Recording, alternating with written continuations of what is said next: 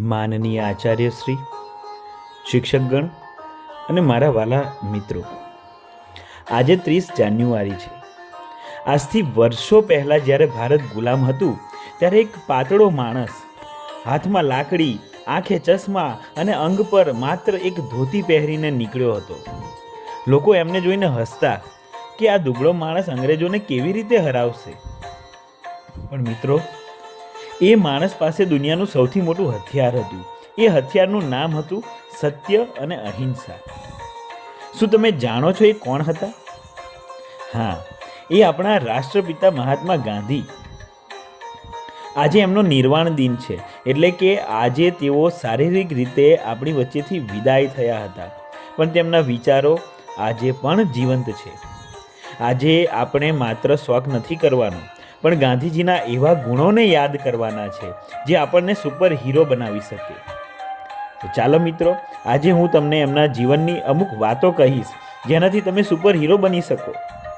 પહેલું છે ભૂલ સ્વીકારવાની હિંમત. જ્યારે ગાંધીજી નાના હતા તમારા જીવડા, ત્યારે એમણે એક નાનકડી ભૂલ કરી હતી. એમણે બીડી પીવાનો પ્રયત્ન કર્યો અને ચોરી પણ કરી હતી, પણ એમને અંદરથી બહુ પસ્તાવો થયો. એમણે દર્યા વગર એક ચિઠ્ઠી લખીને પપ્પાને આપી દીધી. પપ્પા વાંચીને રડી પડ્યા, પણ ગુસ્સો ન કર્યો. ગાંધીજી શીખ્યા કે જો તમે તમારી ભૂલ કબૂલી લો તો તમે સાચા અર્થમાં બહાદુર છો. તો મિત્રો, શું આપણે પણ આપણી ભૂલ સ્વીકારતા શીખીશું?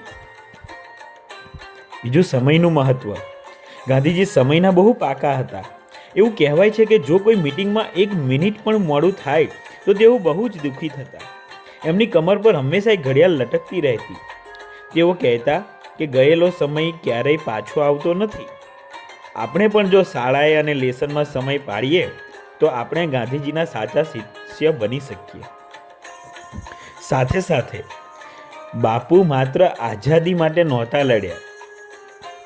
એમણે આપણને શીખવ્યું કે માણસ ઊંચો કે નીચો નથી, બધા ઈશ્વરના સંતાન છે. એમણે ગંદકી સામે જંગ છેડ્યો હતો. તેઓ કહેતા, સ્વચ્છતા એ પ્રભુતા.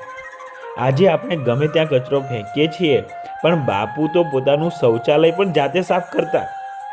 જો આપણે ભારતને સુંદર બનાવવું હોય તો શરૂઆત આપણા ઘર અને આપણી શાળાથી કરવી પડશે. પછી છે અહિંસા. ગાંધીજીનું બીજું હથિયાર હતું અહિંસા. અહિંસા એટલે કોઈને મારવું નહીં, એટલું જ નહીં, પણ કોઈનું ખરાબ પણ ન ઈચ્છવું. જો મેદાનમાં રમતા કોઈ મિત્ર સાથે આપણે ઝઘડો થાય તો સામે પથ્થર મારવાને બદલે તેને પ્રેમથી સમજાવવો, એ અસલ ગાંધીગીરી છે. ગુસ્સાને જીતવો એ જ સૌથી મોટી જીત છે. સ્વચ્છતા અને સ્વાવલંબન. ગાંધીજી પોતાનું કામ જાતે કરવામાં માનતા. તેઓ કહેતા કે સ્વચ્છતા ત્યાં પ્રભુતા. આપણે દેશ સેવા કરવા સરહદ પર જવાની જરૂર નથી, પણ જો આપણે આપણો વર્ગખંડ સાફ રાખીએ અને રસ્તા પર કચરો ન ફેંકીએ તો એ પણ એક પ્રકારની ગાંધીજીને સાચી શ્રદ્ધાંજલિ જ છે. મિત્રો, 30 જાન્યુઆરી 1948ના દિવસે જ્યારે નથુરામ ગોડસેએ બાપુ પર ગોળી ચલાવીને, ત્યારે બાપુના મોઢામાંથી છેલ્લા શબ્દો નીકળ્યા હતા, હે રામ. એમણે મરતી વખતે પણ સામેવાળા પ્રત્યે કોઈ ગુસ્સો નહોતો રાખ્યો. મિત્રો, ગાંધીજી આપણી વચ્ચે નથી, પણ તેમના વિચારો હંમેશા આપણી સાથે રહેશે. જો આપણે પણ સાચું બોલીશું અને સાફ સફાઈ રાખીશું તો આપણા દરેકની અંદર એક નાનકડા ગાંધીજી જીવતા રહેશે. તો ચાલો, આજે આપણે 3 પ્રતિજ્ઞા લઈએ. હું ક્યારેય ખોટું નહીં બોલું.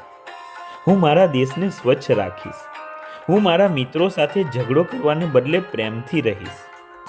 જો આપણે આ 3 કામ કરીશું તો જ ગાંધી નિર્વાણ દિનની ઉજવણી સાચી ગણાશે. અંતમાં એટલું જ કહીશ, ઠકરાવી દેતી ઠોકરો જેની લાકડીને ટેકે, ઠકરાવી દેતી ઠોકરો જેની લાકડીને ટેકે, અહિંસાના એ અજોડ લડવૈયાને આખું વિશ્વ આજે નમે. જય હિન્દ, જય ભારત.